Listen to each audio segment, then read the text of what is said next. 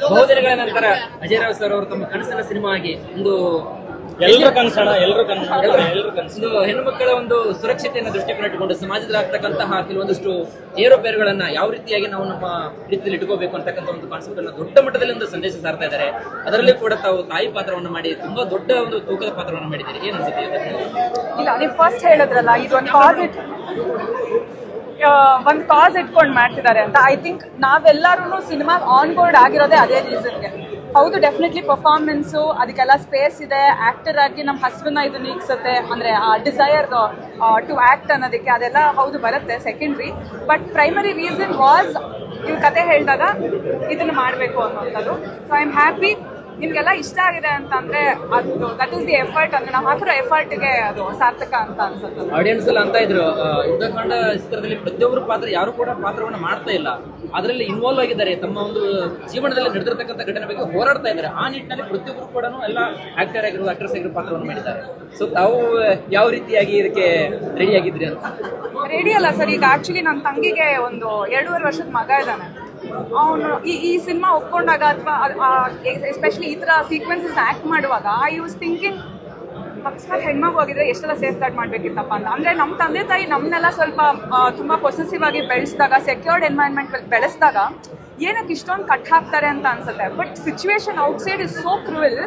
ಇವತ್ತು ನನ್ನ ತಂಗಿಗೆ ಮಗು ಆಗಿರೋದಕ್ಕೆ ನನಗೆ ಆ್ಯಸ್ ಅ ದೊಡ್ಡಮ್ಮ ಅಯ್ಯೋ ಸದ್ಯ ಹೆಣ್ಮಗು ಆಗಿಲ್ಲ ಅನ್ನೋ ಥರ ಒಂಥರ ಏನೋ ನಿರಾಳ ಅನ್ನೋಂಗೆ. But at the same time responsibility, ಇವಾಗ ಗಂಡು ಮಗು ಆಗಿರೋದ್ರಿಂದ ಸರಿಯಾಗಿ ಬೆಳೆಸ್ಬೇಕಪ್ಪ, ನಮ್ಮನೆ ಹುಡುಗರನ್ನ ನಾವು ಚೆನ್ನಾಗಿ ಬೆಳೆಸ್ಬೇಕು ಅನ್ನೋ ಥರ. ಆ ತಾಯಿ ಮಗುನ ಬಾಂಡಿಂಗ್ ಇದೆಯಲ್ಲ, ನಿಜಕ್ಕೂ ನಮಗೆ ಒಂಚೂರು ಕೂಡ ಅಲ್ಲಿ ಒಂದು ಫ್ರಾಕ್ಷನ್ ಸೆಕೆಂಡ್ ಕೂಡ ನಮ್ಗೆ ಬೇರೆ ಅನಿಸ್ಲಿಲ್ಲ.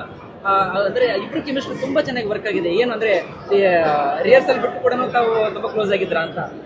ಎಲ್ಲ ಅವಳೇ ರೀಸನ್ ಅದಕ್ಕೆ. ಅಂದ್ರೆ ಅವಳು ಎಲ್ಲರ ಹತ್ರನೂ ಹಾಗೆ ಇರ್ಲಲ್ಲ.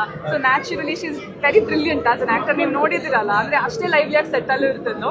So I think it made the job easier ಎಲ್ಲರಿಗೂ. ಆಲ್ಮೋಸ್ಟ್ ಸೆಕೆಂಡ್ ಹಾಫ್ ಅಲ್ಲಿ ತಾವು ಕಣ್ಣೀರಲ್ಲೇ ಎಲ್ಲರೂ ಕೂಡ ಅಳಿಸಿದ್ರು ಕೂಡ, ಸುಮಾರು ಜನ ಹೇಳ್ತಾ ಇದ್ರು. ಆ ಒಂದು ಭಾವನೆಯನ್ನ ಹೇಗೆ ನಿಮ್ಗೆ ಕ್ರಿಯೇಟ್ ಮಾಡ್ಲಿಕ್ಕೆ ಸಾಧ್ಯ ಆಯ್ತು ಯುದ್ಧಕಾಂಡದಲ್ಲಿ?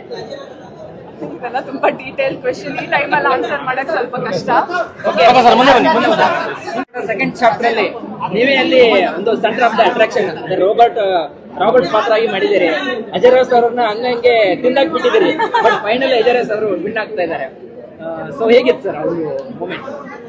ಅಂದ್ರೆ ಇದೊಂದು ನೋಡಿ, ಅವ್ರು ಯಾರೋ ಹೇಳ್ತಾ ಇದ್ರು ಮಾಸ್ ಫಿಲ್ಮು, ಕ್ಲಾಸ್ ಫಿಲ್ಮು. ಇಂಥ ಫಿಲ್ಮ್ ಆ ಥರ ಕ್ಯಾಟಗರಿಗೆ ಬರೋದಿಲ್ಲ ಅಂತ ಅಂದ್ಕೊಳ್ತೀನಿ. ಯಾಕೆ ಅಂದರೆ ಇದರಲ್ಲಿ ಬ್ಯಾಲೆನ್ಸ್ ಇದೆ ನೋಡಿ. ಈಗ ಹ್ಯೂಮನೈಸಿಂಗ್ ಐಡಿಯಾ ತೊಗೊಂಡ್ರೆ ಒಂದು ಕಡೆ ಅವರು ಅಜಯ್ ರಾವ್ ಅವ್ರ ಪಾತ್ರ ಹೇಳ್ತಾರೆ, ನಮ್ಮ ಜನರು ಹಾಗೆ ಅವ್ರಿಗೆ ಒಂಥರದ್ದು ಸಂವೇದನಶೀಲತೆಯನ್ನು ಕಳ್ಕೊಂಡ್ಬಿಟ್ಟಿದ್ದಾರೆ ಅನ್ನೋ ರೀತಿಯಲ್ಲಿ ಮಾತಾಡ್ತಾರೆ.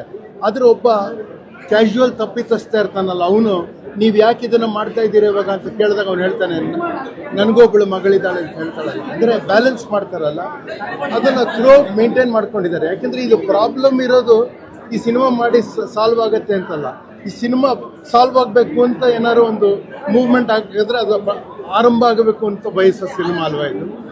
ಅದಕ್ಕೆ ಈ ರಾಬರ್ಟ್ ಅಂತ ವ್ಯಕ್ತಿಗಳು ನಮ್ಮ ಸಿಸ್ಟಮಲ್ಲಿ ಇರ್ತಾರೆ. ಅದರಲ್ಲಿರೋ ಲ್ಯಾಕುನ ತಪ್ಪುಗಳು, ಅಂದರೆ ಅದರಲ್ಲಿರೋ ಎಲ್ಲ ಸಾಧ್ಯತೆಗಳು, ತಪ್ಪು ಸಾಧ್ಯತೆಗಳು ಏನೇನಿದೆಯೋ ಅದನ್ನು ಬಳಸ್ಕೊಂಡು ಅವರು ಶ್ರೀಮಂತಗೊಳ್ತಾ ಹೋಗ್ತಾರೆ. ಅಂದರೆ ಅವರ ವರ್ಧನೆ ಬರೀ ಶ್ರೀಮಂತಿಕೆಯಿಂದ ಅಲ್ಲ, ಬೇರೆ ರೀತಿಯ ಶ್ರೀಮಂತಿಕೆನೋ, ಸೋಷಲಿ ಅವರು ನಮ್ಮ ಮಾನಸ್ಥಾನಗಳನ್ನು ಕಳಿಸ್ತಾರೆ, ಮಂತ್ರಿಗಳಾಗ್ಬಿಡ್ತಾರೆ ಕೆಲವರು. ಅಂದರೆ ಇದು ಕಷ್ಟ ದೊಡ್ಡದಿದೆ.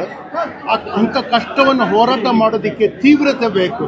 ಅವರಿಗೆ ಸ್ಟ್ರೆಂತ್ ಏನಿರಲ್ಲ, ತೀವ್ರತೆ ಬೇಕು. ಅಂದರೆ ಅವರ ಕಂಪ್ಯಾಷನ್ ಅಷ್ಟು ದೊಡ್ಡದಾಗಿದ್ದಾಗ ಒಬ್ಬ ಸಾಮಾನ್ಯ ಒಬ್ಬ ಲಾಯರ್ಗೂ ಈ ಥರ ಒಂದು ಸಂದೇಶವನ್ನು ಕೊಡೋದಕ್ಕೆ ಸಾಧ್ಯ ಆಗತ್ತೆ ಅಂತ ಅನ್ಸುತ್ತೆ. ಅದರಲ್ಲಿ ನಂದೊಂದು ಪಾತ್ರ ಇದು ಚೆನ್ನಾಗಿ ಕಟ್ಟಿಕೊಟ್ಟಿದ್ದಾರೆ ಪವನ್ ಅವರು, ಅಜಯ್ ಅವರು. ಅದಕ್ಕೆ ನನಗೆ ಅದ್ರ ಬಗ್ಗೆ ತೃಪ್ತಿ ಇದೆ. Thank you.